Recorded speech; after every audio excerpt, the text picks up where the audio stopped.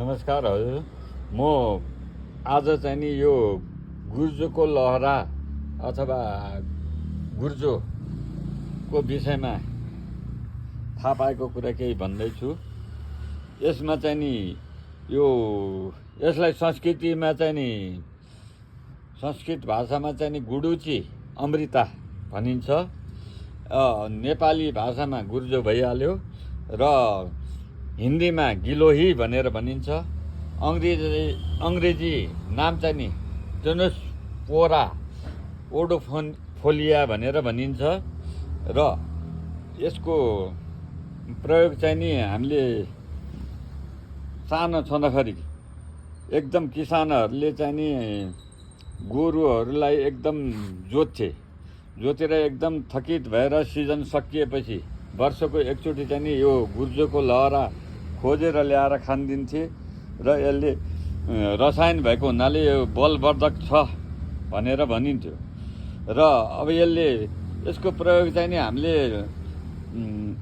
कसरी गरेको देखिएको थियो भनेदेखि यसको यो मलिनो घाममा सुकाएर यसको चूर्ण पाउडर बनाएर अनि बिहान बेलुका 1 लिटर पानीमा 1 चम्चा हालेर चियाको रूपमा पनि प्रयोग गरेको सानोमा प्रयोग गरिन्थ्यो। त्यसपछि त्यो जोर्नी दुखाइ अथवा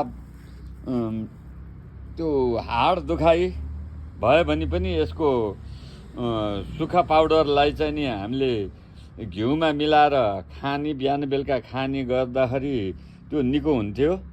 अनि त्यसै गरी यो पेटमा कब्जियत भएर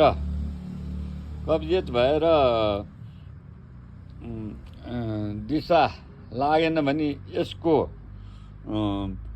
चूर्ण अथवा यसको पाउडरलाई सक्खरसँग मिलाएर तातो पानीसँग खाएमा कब्जियत पनि निको हुन्थ्यो। अनि यो कफ पित्त विकार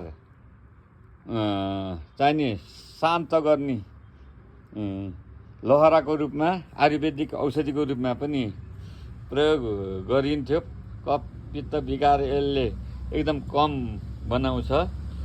अनि यसले कलेजो छाला र पेट पोल्ने रोगलाई पनि मिश्रीसँग यसको पाउडर मिलाएर खाएमा यो निको हुन्छ